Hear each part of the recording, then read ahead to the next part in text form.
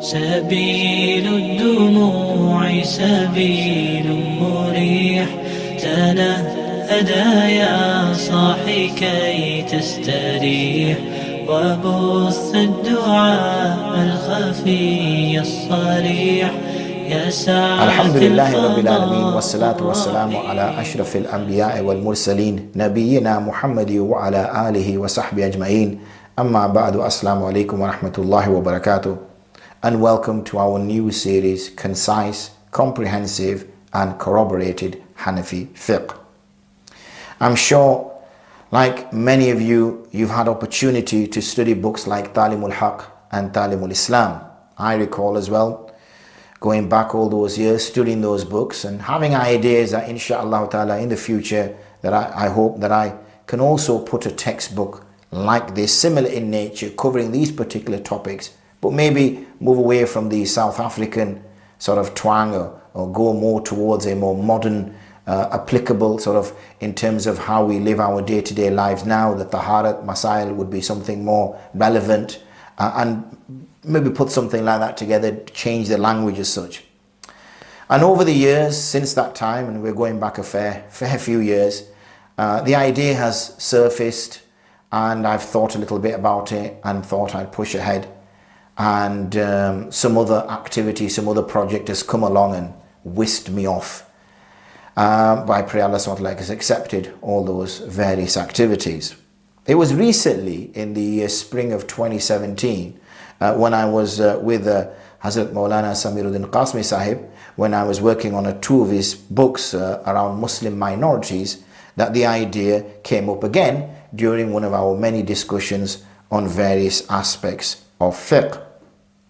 And he said that I should write a detailed book on the Hanafi fiqh in the English language. And he suggested modeling this on his own text, which is the 4-volume Al-Sharh Al-Thamiri Al-Mukhtasar Al-Quduri. And this is an exceptionally well-researched, well-documented, well-written textbook. And he suggested that if I model the potential book on this book that he suggested, then that would serve the community well. Now I was aware also of a number of ulama who were working on similar sort of projects. So I had a number of discussions with these individuals to discuss, to see what progress they had made and any sort of suggestions which direction they were going in. And after all these many discussions, I sat and after much thought and reflection, I put finger to keyboard and I started what would be my titled text, which was At-Ta'liqu Dharuri li Mukhtasar Al-Quduri, which would be li Mukhtasar Al-Quduri, not Mukhtasir, my apologies. And this would be the essential exposition on Imam Quduri's summation. And I managed to format the document and completed the first page, and it all looked quite good and I was quite optimistic with its start. And as it so happened, that flurry of activity grabbed me again and took me in a different direction. So it'd been quite a while before I turned my attention to this text again.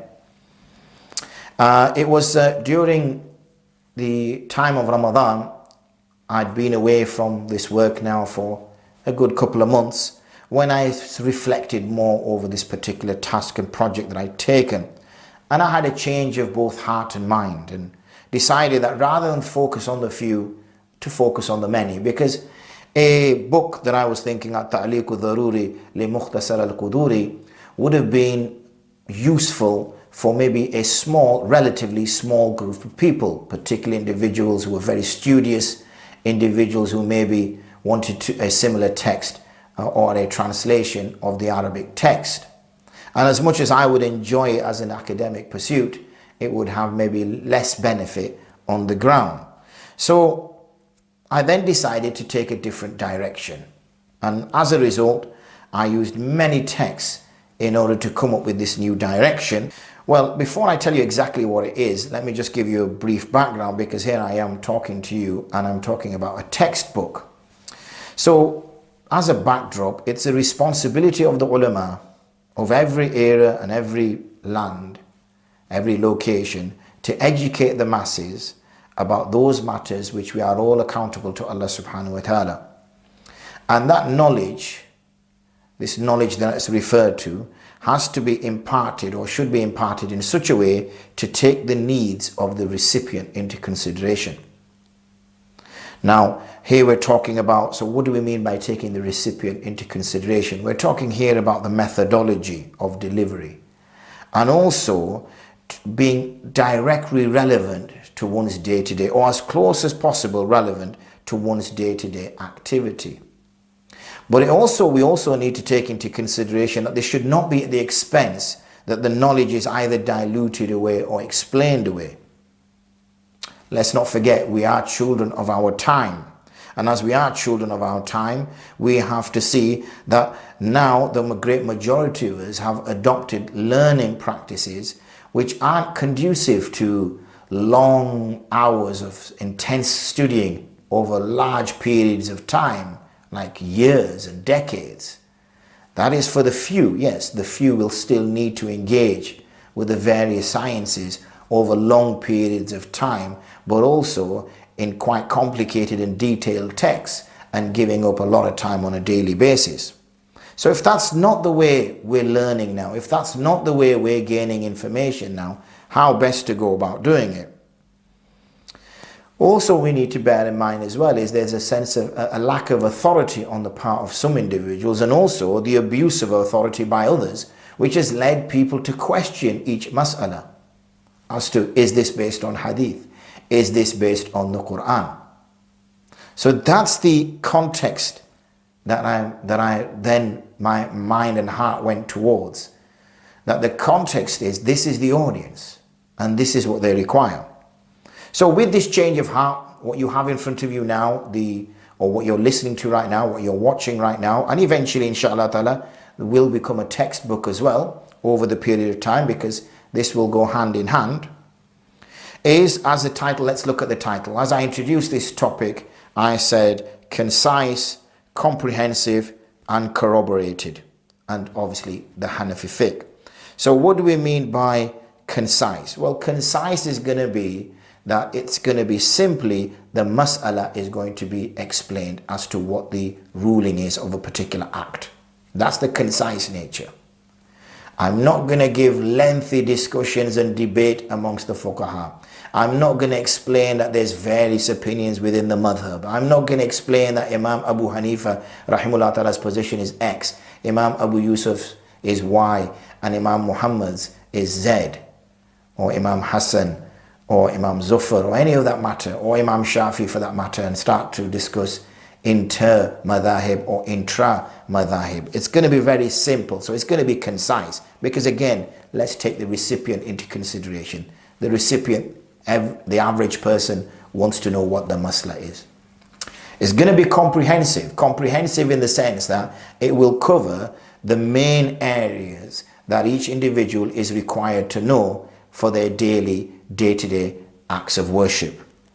And it's going to be corroborated in that either a verse of the Qur'an or a hadith or a saying of the Prophet ﷺ will be brought in order to support and also explain where this mas'ala was derived from. Now, you've heard this word mas'ala. Mas'ala, it just means a matter, a case, an issue. And masail is the plural, which means cases, matters and issues. Which areas are we going to cover? Well, we're going to start with covering purity first. And then we're going to turn to prayer. And then so purity is tahara for the Arabic. Prayer is as-salah. Then fasting, which is as-siyam. And then charity, which can be az-zakah or as-sadaqah, more general. And finally, pilgrimage, which will obviously be al-hajj and al-umrah, but also include within the ziyarah as well. But our main focus is going to be the practical elements. So hajj and umrah is going to be our focus. So what we're going to have, whilst I'm explaining this now, is short videos that will be prepared. Now the aim is that each video, and I've got my phone here, each video will be no longer than 10 minutes long. Okay. So as soon as I start the video, obviously bar this one, as soon as I start the video, because this is the introduction, as soon as my recording starts rather, I'll also start the stopwatch on my phone, and it will bleat out or bleep out an alarm after 10 minutes, and at that point we will stop. Obviously, if I'm bang on in the center of something, then I'll finish that particular sentence off, but that will be it. Why? Because concise is important as well. This will mean that we can take that information on board in a more manageable chunk rather than listening to an hour, 2 hours of a lecture and then trying to work out what's going on. So it's a manageable chunk, and what we'll try to do is put out these manageable chunks every 3-4 days onto our YouTube channel, which brings me to the YouTube channel, and the YouTube channel is the Olive Foundation, and that's where you need to go. But we're also not restricted just to YouTube, as you may or may not be aware. We have a Telegram channel, and the Telegram channel, which is the normal hypertext link, telegram.me/the Olive Foundation, but these details you'll be able to see. And thirdly is my Twitter account, which is at Mufti A Mohammed, spelled MOHAMMED. But also, in order for you to be engaged, because I want this to be as engaged as possible, and I appreciate listening to a video is not engaging, but there is positions and places underneath the video for you to be able to leave your comments or ask your questions. But likewise, what we're going to do is have 2 hashtags, and if you're anywhere and you want to have this conversation picked up, then the hashtag is 3C Hanafī. Okay, nice rhyme to it. Hopefully you'll remember. If you're wondering what the 3C is coming from, then hopefully you've got it as I'm explaining it. Concise, comprehensive, corroborated. But also, in order to tie into our 10-minute slot that we're allocating to each session, it's also going to be hashtag quick fiqh. So another nice rhyming way. So 2 little ways to help you remember. And that's what we hope to set out to achieve. You'll also find on our YouTube channel that the playlists will be put in such a way so that there will be one playlist which will cover the background, where this is one video, and there'll be other details we'll cover, and then one for tahara, one for salah, and one for the other topics. The titles, we'll try to make the titles as understandable as possible, in the sense that you know what the video is going to entail. And as I am restricting myself to 10 minutes, you may also find that the title may be the same, but the number will be changing, because it might be part 1, part 2, part 3, part 4. For instance, if it takes, say, an hour to cover a particular topic, then that will be split up into 6 10-minute slots approximately. Now, what you will find, we're going to turn our conversation after the introduction onto a few other areas. But before we do, I just want to mention 1 or 2 things. The aim hasn't been, neither will be in the book inshallah ta'ala, and neither is in the case of these videos, it's to detail the Hanafi school in terms of its founders, foundational texts and methodologies. Why? Because that's beyond the remit of this project, and also I've already done that before. So what I would recommend you to do is, if you can get hold of this text, which is Muslims in non-Muslim lands, a legal study with applications. It's a text that I've authored.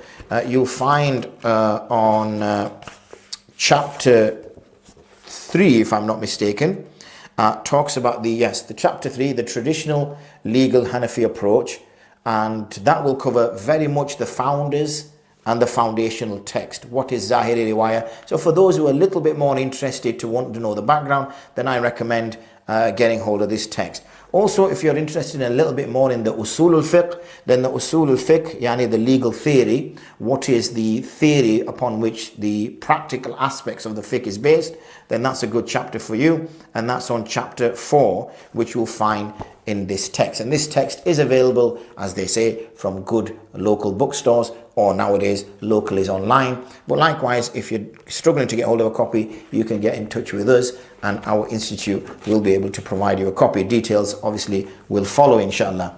So that's that. But I will discuss them very briefly. Just touch upon the founder, to be honest, and briefly explain the usul. Okay, but having said that as well, you'll find that I ran a 14 lecture series on this topic on our YouTube channel. So you've got more information there as well, inshallah. Similarly, what you'll find is that I use throughout the text and through our videos hadith terms, and this is what's referred to as hadith nomenclature. Again, I'm not I'm not here to teach, because otherwise we lose our concise nature if I now start going into detail as to what each hadith means. There's an expectation that the person who is listening to this has a basic grounding of hadith. But if you don't, then again, there's another text that I wrote many years ago now. I'm trying to remember when I wrote this, about 2011-12, for our cohort of Bukhari students, Dora Hadith students, who wanted a very simple book in the English language to be able to look at the terms and definitions and the nomenclature and have some discussion upon it from an English perspective. So this is again a recommendation. It's called Principles of Prophetic Traditions, a study in nomenclature and analysis of hadith. Again, if you'd like a copy, then get in touch with the Institute and we'll be able to provide you details. So this will explain what a shahid hadith is, what hasan is, what al-mutawatir, al-lafzi, al-mutawatir lafzi, al-mutawatir ma'nawi is, and have some nice little charts as well, so you can see things a little bit clearer. And therefore, I would suggest if you have these two books, then that helps you understand things better. Anyway, that was the background, the introduction. So I hope my introduction is there. I hope you understand it. And inshallah ta'ala, what will follow over the coming weeks and months will initially be a focus on the background. And what we have left to touch in the background, we've just dealt with introduction. The next area that we will be dealing with is the school of Imam Abu Hanifa, rahimahullah ta'ala, and also then turning to definition of nomenclature of legally binding rulings. And finally, we'll touch upon the excellence of pursuing knowledge before we actually get into our matters of fiqh. So I hope that's been a reasonable background, both in terms of what you should expect from the videos, and also inshallah ta'ala make dua that once this text is complete, what you should expect from the textbook itself. I wouldn't wait for the textbook. If you say, I'll wait for the textbook to come out to follow the videos, because I'm actually writing it as I'm doing the videos. So Allahu A'lam how many videos we will need and how long that will take. So I wouldn't hold your breath. So it's best if you just follow the videos, and when in due course the book is available, then you can follow the text afterwards, inshallah. والحمد لله رب العالمين أولا وآخرا السلام عليكم ورحمة الله وبركاته وبث الدعاء الخفي الصريح يسعك الفضاء الرحيم والفزع